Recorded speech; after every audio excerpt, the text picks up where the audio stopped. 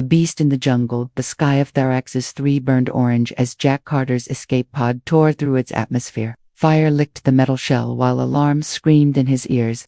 The impact wasn't clean. He crashed into the jungle canopy, broke through branches, and finally slammed into soft, muddy ground. Darkness swallowed him. Hours passed. Jack woke to pain. His ribs hurt. His arm was bleeding. He staggered to his feet, surrounded by trees with glowing vines and a thick, green mist hanging in the air. The jungle was silent, too silent. He didn't know it yet, but every eye in the nearby village of Akron was watching him through hidden lenses. Alien observers muttered in fear. "No one survives there." An elder whispered, "He won't last till nightfall." Another added, "The jungle belonged to one ruler, the Valak, a 10-foot-tall apex predator, coated in obsidian black scales, 6 red eyes, and claws that could shred metal. It had wiped out entire hunting squads. No one went into its territory. Jack had landed right in the heart of it. Back in the village, a young alien girl named Kari watched the human on the monitor. She was only half warrior, half scholar, curious about the off-worlder. Humans were rare. They talked of peace, but they rarely survived here. Still, something about this man's face made her pause. He looked tired, but not afraid. Jack limped through the jungle, clutching his side. He found a broken stick and used it as a crutch. He saw strange flowers that moved when he passed, birds with 3 wings, and trees that seemed to breathe. And then, a deep growl behind him. He turned. The Vrelok stepped out of the mist. Massive, its muscles rippled under armor-like skin. Its jaws opened, revealing rows of serrated fangs. Its 6 eyes glowed red in the shadows. Jack froze. He couldn't outrun it, couldn't fight it, so he did the one thing no Tharaxian had ever done before. He sat down. He slowly opened his bag, took out a ration bar, chocolate and protein, and placed it on the ground between them. He backed away slowly. "They're not poisoned, not a trap, just food," he said softly, unsure if the creature understood anything at all. The Vrelok tilted its head. It sniffed the air. Then, slowly, it stepped forward and took the bar in its jaws. It chewed, swallowed, and then it sat down to Kaar. I dropped her water cup, eyes wide. Impossible. In the control hut, the village guards panicked. "Send a scout. That thing is playing with him," one said. The tribal chief frowned. "No, wait, let's see what happens." 3 days passed. Jack built a shelter from fallen leaves and branches. He made a fire using stones and patience. And the Vrelok kept watching him, always at a distance, but never attacking. Sometimes it brought him strange fruits. Once, it dragged a carcass near the shelter, dropped it, and walked away. It was helping Kari. Couldn't take it anymore. She asked for permission to go see him in person. The chief allowed it, half expecting to lose her to the jungle too. Kari walked alone through the dense mist, her bow ready. She had never gone this deep. Every step made her heart pound. And then she saw him. Jack was sitting on a rock, bandaging his arm. Beside him, resting like a loyal dog, was the She gasped out loud. The Vrelok's ears twitched. It stood. Jack turned sharply. They saw her at the same time. Kari raised her bow in panic. "Don't move." Jack raised his hands. "Hey, I'm not hostile," the Vrelok growled, but softly. Kari couldn't believe her eyes. The beast wasn't attacking. It was standing in front of Jack, guarding him. What kind of magic is this?" she whispered. Jack looked confused. "Magic? I just fed it. Treat it kindly." Kari stared at the beast, then back at the human. "You don't understand. That's Vrelok. It's our nightmare. The jungle's fury. It doesn't allow anyone to live near it. You should be dead." Jack looked at Brynuk, though he hadn't named it yet, and smiled faintly. "I think he's just lonely." The Vrelok stepped beside Jack, towering over him but calm. Kari lowered her bow, trembling. She had never seen anything like this in her life. The village legends spoke of beasts, of curses, of blood, but never of peace. Suddenly, leaves rustled violently behind them. More eyes, more movement. Other scouts had followed Kari, and one of them had a weapon raised. "No!" Kari shouted. Too late. The scout fired a stun bolt. The blast hit Jack in the shoulder. The Vrelok roared in fury, and everything turned red. The alien girl and the human mystery. Jack dropped to one knee, gripping his shoulder where the stun bolt had struck, pain shooting through his body like fire. But even through the burning he saw what happened next, and it changed everything. The let out a deafening roar, not of rage alone but of sorrow, as if someone had attacked its own pack within seconds. It launched itself at the scout who had fired but did not kill. Instead it grabbed the weapon, crushed it in its jaws and tossed it away like trash, then stood between Jack and the others, muscles tense, eyes burning. The scouts froze, not from fear alone but disbelief. None of them had ever seen a Vraylock protect anything except its own nest. Kari stood still, torn between her duty and her instinct. Jack struggled to his feet, breathing heavily. He looked at the beast and managed a faint smile. It stepped closer to him, nudged his arm, as if asking if he was all right. Kari finally spoke, her voice shaky but clear. "Stand down," she ordered. "Her fellow scouts, you don't understand. He's not the threat," one scout protested. "He's cursed. He has bewitched the beast." Kari shook her head. "No, I watched with my own eyes. This is not a spell. He did nothing but show kindness. He fed it." He spoke softly. "He treated it like a creature, not a monster." Back in the village, the chief watched the live feed with silent eyes, tapping his clawed fingers against his staff. "Send the girl back. Bring the human in. We must know what this means." Later that evening, Jack sat by a controlled campfire just outside the village. Kari beside him, the Vraylock resting a few paces away, watchful but calm, its red eyes glowing in the dark. Jack looked at Kari. "Tell me, what's going on? Why does everyone act like this? Thing is some kind of demon." Kari sighed, her head low. "The Vraylock is more than a predator. It is our fear made flesh. For generations it hunted our people, destroyed our villages, even killed warriors in full armor. It has never shown mercy, never hesitated to kill until now." Jack winced as he adjusted his bandage. "I don't get it. I didn't do anything special. I was hurt. I sat down. I gave it food. I figured it would eat me if it wanted to, but instead it just watched." Makari turned toward him. "You acted with trust. That is something this planet has not seen in a long time. We treat every creature as an enemy. Maybe that's why they all become enemies." The Vraylock snorted as if it understood and laid its massive head down in the grass, eyes never leaving them. Jack chuckled softly. "You know, I was a xenobiologist before I joined exploration teams. I always thought intelligent behavior wasn't limited to speech.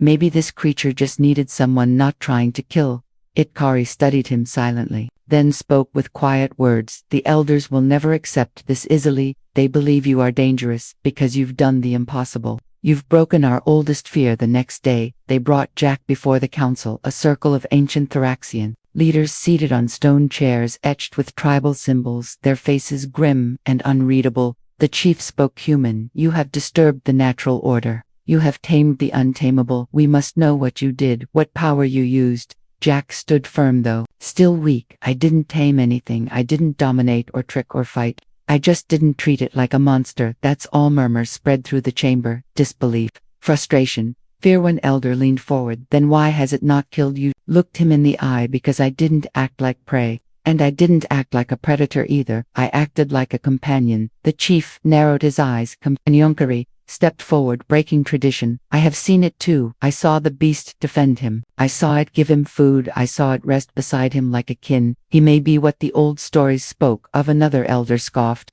"Stories mean nothing now." But one older voice cracked through the room. "The old ones spoke of a time before fear, when our people walked beside beasts, not behind walls. There was a prophecy of a starborn who would restore that balance." All eyes turned toward the speaker, an ancient female with faded skin and blind eyes. She smiled, not with certainty, but hope. The chief remained silent for a long moment, then spoke slowly. "If this is true, then we must observe, test the bond, see if it holds or breaks under pressure." Jack nodded. "Whatever test you want, just don't hurt the creature." Kari stepped beside him. "You'll need someone who understands both your world and mine." "I'll go with you." Jack looked at her, surprised but grateful. "Thank you." Chief raised his hand. "It is decided. The human and the beast will stay on the jungle edge supervised. Kari will act as a watcher. Any sign of danger and all will be terminated." That night, Jack sat with Kari near a small hill, the Vraylock beside them silently chewing on some roots it had dug up. Jack looked at the stars above, unfamiliar constellations, but still beautiful. "I didn't come here to make enemies. I just wanted to study life, not end it." Kari nodded softly. "Maybe that's exactly why the beast chose youth. Valak rose slowly, walked toward Jack, and curled its body around him, forming a protective shell. Kari's eyes widened. She had never seen it sleep near anyone, not even other Verloc. She whispered to herself, he's not controlling it, he's accepted by it from the shadows. Unknown eyes watched. Not all were pleased, not all were ready for change. Whispers of the ancients. Whispers of the ancients. Morning came slow and thick over the jungle, mist swirling low like a living thing around the trees.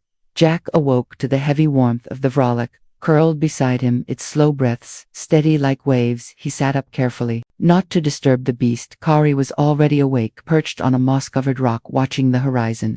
With a troubled expression, Jack stretched his arms, wincing as his shoulder still ached. He looked at Kari and asked if something was wrong. She hesitated, then nodded softly, saying, "The elders sent word last night. There is one who might have answers, one who remembers stories that the rest of us have forgotten. He lives deep within the ruins of the stone grove. Very few dare go there anymore." Stood slowly and replied that if this is about understanding what is happening between him and the beast, then they should go. He had no reason to stay near the village, where most still looked at him with fear or suspicion. Kari agreed, and by midday, they began their journey through the jungle. Brinnock the Vraylock moved ahead of them, slow and alert, its claws barely making sound on the forest floor. Strange birds scattered in their wake, and small animals darted into their burrows, yet none of the usual predators came close. The jungle felt different around them, not silent or hostile, but aware, as if the entire forest was holding its breath. Kari explained that the Old One was called Ravax, once a high shaman, now exiled for speaking of peace with the jungle. Many believed he had gone mad after losing his son to the Vraylock,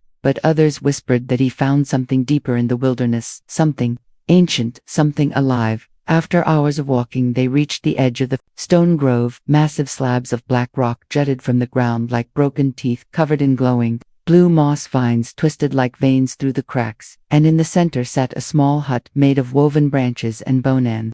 Old voice spoke before they could knock. "I've been waiting for you." Ravax stepped out, tall and gaunt, his eyes glowing faintly like starlight, his skin marked with ancient tattoos, each telling a forgotten story. He looked at Jack, then at Brinnock, and smiled without fear. "You carry the spirit of balance. The voice of the wild has touched you, human," he said, then turned to Kari. "You walk the edge of belief and doubt, just like your mother once did before the council silenced her." Kari froze, her eyes wide in shock. "You knew my mother?" Ravax nodded slowly and beckoned them inside. The hut was small but warm. A fire crackled low between stones carved with runes. The scent of herbs and earth filled the air. He sat down and motioned for them to do the same. "Long ago, this planet was not divided. We shared our lives with the beasts. We hunted only what we needed, and they gave us warning when storms approached. We lived in a bond, not of power, but of respect. Then came the age of fear," he said, his voice soft like the wind through leaves. "The first Vrolok attacked during a drought. Our ancestors blamed the beasts, declared them cursed, and began a war. We forgot that the jungle reacts to us. If we show fear, it becomes hostile. If we show hatred, it responds in kind." Jack listened quietly, the truth sinking into him like roots into soil. "I did nothing special. I just didn't act like an enemy," he said. Ravax leaned forward. "That is the special part, human. No one else tried." Kari asked about the legends, the prophecy she heard from the elders. Ravax smiled and spoke of an old tale. A starborn would come, not to conquer but to connect. A beast would choose him, and through that bond, the jungle would begin to heal. "You are not a weapon, you are a reminder," he said. Outside, Brinnock growled low. Jack stepped out to check and saw a strange group of smaller beasts gathered near the edge of the grove. They looked at Brinnock, then at Jack, and did not run. They stayed watching. They sensed to the old balances returning. Ravax said, standing behind him. Suddenly a sound like thunder rolled through the trees. The sky darkened with smoke. Something was burning. Kari's communicator blinked. Rapidly she picked it up and heard the urgent message: "The village is under attack. Unknown creatures from the northern ridge have breached the defenses. They say the jungle has turned against them." Again Jack's jaw tightened. He looked at Brinnock, who growled and started pacing. Something had triggered the wild egg, and Ravax said quietly, "The jungle reacts, but it also warns. If these creatures are attacking, it is not random. Something has disturbed the harmonicari." Asked if Jack would return to help the village even after how they treated him. Jack didn't hesitate. "They're scared, not evil. If we run now, nothing changes." Ravax placed a hand on Jack's shoulder. "Go not as a warrior but as a guide. Take the beast, take the knowledge, show them another way." They left the grove quickly, Kari sending a signal ahead that they were coming. Brenna ran beside them, faster than ever, its movements graceful and focused, no longer just an animal now, something more. As they neared the village, they saw fire in the distance, and heard screams. Creatures with long limbs and glowing eyes had broken through, but when Brenna roared they paused and looked uncertain. Jack stepped forward, not with weapons, but with his hands raised. The jungle beasts stared at him, sensing something older, deeper than commands behind. Kari stood ready, bow in hand, but heart full of hope. This was not the end, but the beginning of something the jungle itself had waited for. Bonds beyond species. The fires around the village cracked and roared as the sky dimmed. Under smoke, cries echoed across the air, but there was something different in the chaos, not just destruction but confusion, hesitation. The beasts attacking were not mindless.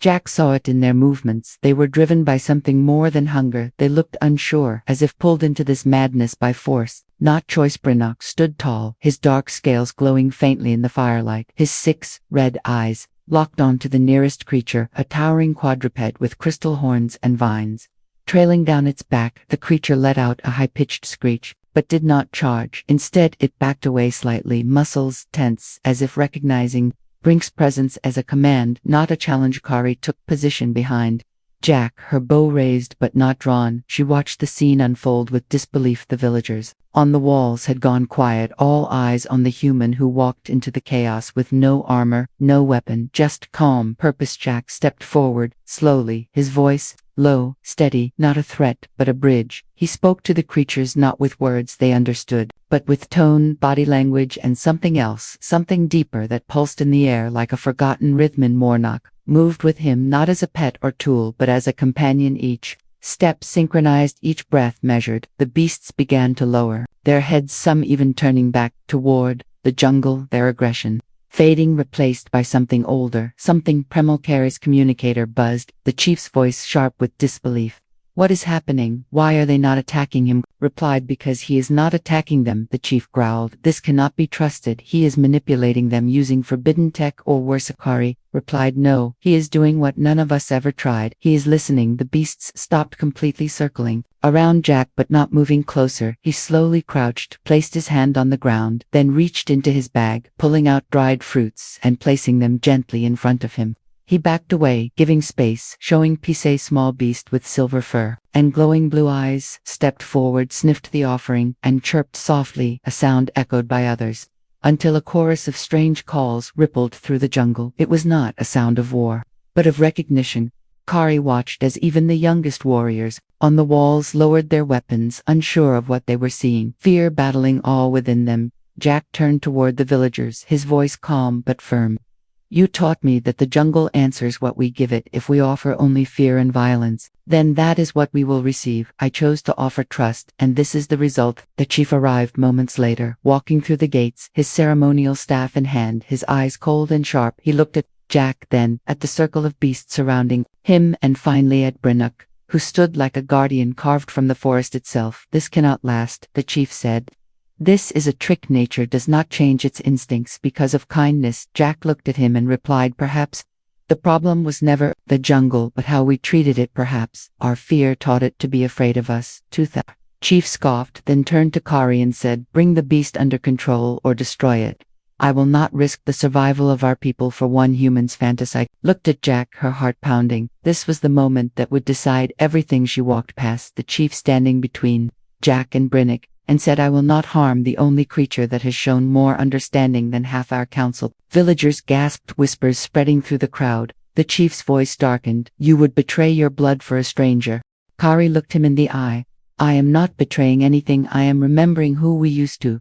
The Breenock stepped forward, placing its massive body between Kari and the chief. Its stance was not aggressive but protective, its eyes locked onto the staff, as if sensing the weight of command in the wood. Suddenly the ground trembled faintly, not from danger but from presence. More beasts emerged from the jungle, not in anger but in curiosity, hundreds of them, eyes glowing, bodies moving with grace and caution. They came not to attack but to witness. The chief lowered his staff, unsure for the first time in years. His voice cracked as he asked, "What are we Siankari answered. We are seeing what was always possible. That night, Jack stayed in the village, surrounded not by guards but by villagers asking questions, wanting to understand. Children came close to touch. Brinoak Scales elders whispered old stories they had once dismissed as myths. The walls felt thinner, the fires burned softer. Peace, not complete but possible. In the days that followed, Jack began to share his methods, not as commands but invitations. He taught them how to approach the jungle with respect, how to offer instead of demand, how to observe instead of dominate. Became a symbol not of fear but of balance, a living reminder that the wild is not an enemy to be defeated but a mystery to be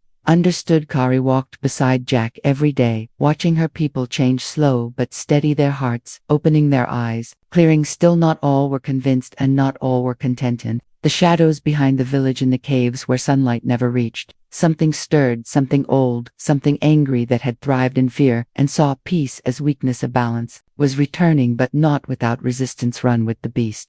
The night fell heavy over Theraxis, and though the village fires still burned brighter than ever, the air had changed. Something unseen moved within the darkness, a breath of old rage, a whisper of things that did not want peace to return. Jack sat near the outer edge of the village beside Brinoak, who rested silently, his eyes scanning the forest. Kari stood nearby, speaking quietly to a group of younger villagers who had begun following her teachings about the jungle, her words, gentle but clear, and filled with something new hope. Suddenly Brinoak tensed, his head raised, ears twitching. Then came the sound, low, distant but rising, a shriek, not of pain or fear but pure anger. Jack stood, quickly reaching for his pack. Though he had no weapons, his instincts had grown sharp since his arrival. He knew that scream it was not from any creature he had seen before. Kari froze mid-sentence and turned toward the trees. The other villagers backed away, their eyes wide. Torches flickered in the sudden gust of wind that swept through the clearing. Leaves danced like spirits across the ground. From the shadows stepped a massive figure, not a beast,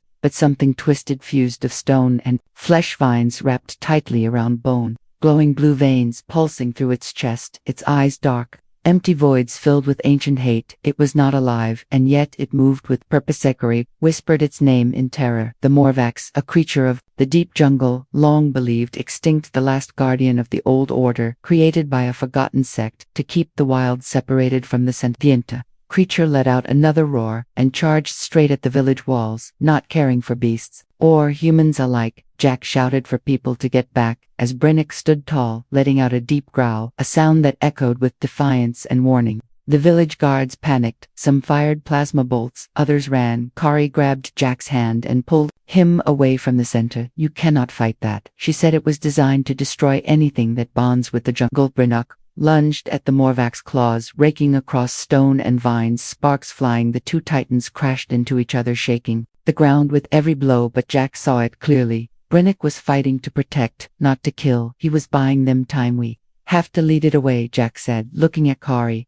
If we stay here, everyone dies. She nodded, her grip tightening. We draw it into the river valley. It hates water. It might slow it down. They ran together into the jungle. Jack, Kari, and Brinoak the Morvax followed, leaving fire and broken roots behind. It screeched and struck at trees, tearing through the forest like a living felt his heart pounding, not just from fear but from the weight of what this meant. Peace had woken something ancient, something that fed on fear, and now that fear was returning. Stronger than ever. Kiri glanced at him as they ran, Brinoak behind them, smashing through vines and trees, keeping pace with incredible speed. Her voice was breathless but sharp. You said once you wanted to study life, not end it. This is your chance to prove that. Jack nodded, determined. I'm not letting this planet fall back into darkness, not if I can help it. Ours. Past the moon overhead, pale and cold, they reached the river valley, its waters dark and swift. Kari pointed toward the crossing, a stone bridge, old and cracked, barely standing. You go first, she said. I'll follow after. Brinoak. Jack ran across the bridge, feeling every unstable step as it shifted under his feet. Kari came next. Brinoak paused for a moment, turned to face the charging Morvax, then let out one final roar and printed onto the bridge. Just as the creature reached the edge, the Morvax stepped forward onto the stone, and the weight of both titans cracked the bridge with a sound like thunder. Jack turned and shouted, but the collapse came too fast. The bridge shattered into the river below Brinoak, and the Morvax fell together, stone and flesh, crashing into the current, disappearing beneath the black waves. Jack screamed no and dove toward the riverbank. Kari grabbed his arm, pulling him back with all her strength. "It's too late," she cried. "We have to get back." He refused to move, his eyes fixed on the churning water, his chest tight. He had never thought of Brinnock as a pet or tool. The bond they had was real, it was family, and now it was gone. They returned to the village in silence. The fires had died down, but so had the panic. People looked at Jack with a mix of sorrow and awe. They had seen the sacrifice. They had seen what the beast had done, not for itself, but for them. Kari stood before the council, her voice strong and raw. "We cannot go back to the old ways. Not after this. We must honor what has been done, not with silence but with change." The chief remained silent for a long moment, then nodded slowly. "The jungle has spoken, and we must listen." That night, Jack sat alone, near the river, his hands clasped, knees bent, watching the water flow. Brink's memory vivid in his mind. He didn't cry, not yet, but inside something had cracked then. He heard it faint, soft, a familiar growl from the shadows across the bank, eyes glowing, not red but golden. A figure stepped into the moonlight, wounded, soaked, but Alave Brinakyak stood slowly, his breath caught in his throat. Kari emerged behind him, gasping in disbelief. Brinnock stepped forward, limping but proud, and Jack rushed to him, wrapping both arms around the massive neck, his voice breaking. "I thought you were gone." The beast pressed its forehead against Jack's chest, a low rumble vibrating through them both. "Not just reunion, but something." Deparkai whispered through tears. "He came back because he chose U-Boot." Something in the wind reminded them this wasn't the end. Something darker still lingered behind the jungle, waiting for its time. When the jungle speaks, the wind carried whispers that night, not words, but memories, as if the jungle itself had begun to speak in a language no one had heard in generations. The trees swayed with rhythm, the ground pulsed underfoot, and every leaf seemed to shimmer under the moonlight. Jack stood with Brinnock beside him, still soaked. From the river, Kari close behind, both unable to look away from what had just returned from the dark water. Brinnock, alive, battered but unbroken, stood not just as a beast, but as a living echo of something old, something the jungle had hidden for centuries. The villagers who had once feared him now stepped back, not in terror but reverence, their eyes wide, their voices caught in their throats. Kari felt the hum beneath her feet. It was not the shaking of battle or the trembling of fear, but something deeper. The jungle was shifting, as if awakened by what had happened. Something had been set in motion, and it was not going to stop. Jack stepped forward slowly, placing a hand on Brink's side, feeling the warmth of the creature's breath and the steady beat of his heart. Brinnock looked at him with those strange eyes, not beasts, not man, but something in between, a bridge of instincts and understanding. "We need to speak with Ravox again," Kari said, her voice calm but urgent. The old shaman knew something the council never accepted. He spoke of the core of the jungle, where all things begin and where all things return. Nodded. They walked back through the trees, the villagers clearing a path silently, their torches casting long shadows. No one spoke until they reached the edge of the ancient path, the one that led toward the heart of the forest, the sacred ground that no Thraxian had dared enter in more than a generation. Ravax stood waiting, as if he had been there for hours, though no message had been sent. He carried no staff, wore no robe, yet his presence seemed larger than before. He looked at Jack, then at Brinnock, and smiled. "The forest remembers, it always has," he said softly. Jack asked him what the jungle was trying to show them. Rav gestured toward the pathwalk. "And listen, you will see the answer, not with your eyes, but with your soul." They moved deeper into the forest, each step changing the air around them. The sounds of animals quieted, replaced by a soft humming that seemed to come from the earth itself. Vines glowed dimly along the path, and the trees grew taller than anything Jack had seen on earth. Kari whispered, "Legends said this place was once alive, not just filled with life, but alive itself." They reached a clearing shaped like a spiral, stones set in rings covered in carvings, so old even Kari could not read them. At the center of the spiral was a pool, not of water, but of glowing light, shifting like liquid crystal. Ravax spoke. "This is the voice the jungle uses when it chooses to speak. This is the root of all connections. When a bond is real, when trust is pure, the jungle responds." Jack stepped toward the pool, drawn not by curiosity but by instinct. He reached out and touched the surface, and instantly, that moment, something surged through him. He saw visions, not memories, but truths. Brinnock as a cub, abandoned, then hunted until fear was all. He knew Jack himself as a child, alone, lost, seeking purpose. Kari torn between culture and truth. Ravax younger leading a ritual, as the jungle cried out when the first walls were built, and Then the moment Jack met Brinnock in the jungle, not as prey, not as a threat, but as something else, something equal, and the jungle had watched, had waited, had hoped. Jack fell back from the pool, gasping. The light flickered and pulsed, and then, from the trees, stepped more creatures, beasts of every shape and size. They gathered not to attack, but to witness. Kari whispered, "They are answering the call." Brinnock moved forward and roared, not in fury but in voice, and the others joined him. A choir of wild sound filled the clearing. Gravax turned to the group, his eyes glowing. "This is the sign of harmony reborn. The jungle accepts Jack, and through him all of us." Oh, suddenly, a cold wind tore through the trees. The light from the pool flickered. The ground shook, not with joy but with warning. A shadow emerged from the forest edge, tall and cracked, formed of stone and spirit, more ancient than even Ravax knew. Kari stepped back, her voice sharp. "That is not the Muvax, it is the root of all fear, the first silencer." Ravax bowed his head low. "It is what was born when trust died." The first silence moved without walking. The beasts trembled, not with fear, but with sorrow. They remembered what it did, what it broke. Jack stepped forward slowly, Brinnock beside him, not to fight but to face the truth. He said, "You were born from the moment we stopped listening, but now we are listening." Again the first silence raised an arm, and the jungle cried out, but not in pain, in choice. Every tree, every beast, every vine glowed briefly, and then went spell. Silence was broken. The creature paused, its form cracked, light spilled from within. It looked at Jack, then at Brinnock, then faded into mist, like smoke taken by wind. Ravax fell to one knee. "It is done, the balance is returned." Jack looked around the clearing, his heart heavy, but full of something new. Hopakari placed a hand on his shoulder, not as a guide or warrior but as a friend. "The jungle does not forget, but now it will begin to forgive." Behind them the pool glowed brighter, the forest lighter, beasts slowly returning to the shadows, not as enemies, but as protectors. But far beyond the horizon, beyond the stars, others were watching. Not all would welcome what their axis had become, the human who humbled the wild. The dawn broke gently over Thraxis, casting soft golden light through the leaves that had begun to sway with a new rhythm. Jack stood at the edge of the village, watching as children played near the trees, no longer afraid but curious, the villagers moving with lighter steps and eyes that held questions instead of fear. Brinnock sat quietly beside him, his massive form calm and regal, as if knowing the jungle itself was watching. In a Valkyrie approached from behind, her footsteps silent, her face calm but radiant, with a strength born not from battle, but from understanding. She placed her hand on Jack's shoulder and whispered softly, "It is time." Jack nodded, his gaze drifting to the horizon where the jungle met the sky. "The balance we fought for is fragile but real." He turned to Brinnock, who lifted his head and let out a deep rumble, a sound that carried across the land like a promista. Village council gathered one last time, not with weapons or accusations but with bowed heads and open hearts.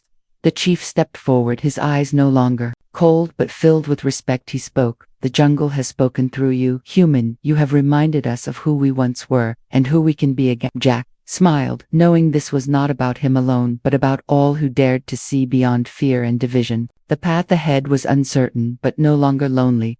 Kari stood beside him, a bridge between worlds. Together they had changed more than beasts and people. They had changed a planet. As preparations began for their departure, Jack looked at the village one last time, his voice low but steady. "I came here searching for answers, but what I found was connection, not just with the jungle but with those who live within it." Kari will go with me. Kari's eyes shone with determination. "We will learn from each other, explore not conquer, and when we return maybe others will understand too." Brinnock rose beside them, stretching powerful limbs, his scars from battle fading with each breath. The beast was no longer a predator alone but a symbol of trust and changed. The three of them stepped into the dense forest, the trees parting as if welcoming old friends. The jungle whispered around them, not with warning but with hope.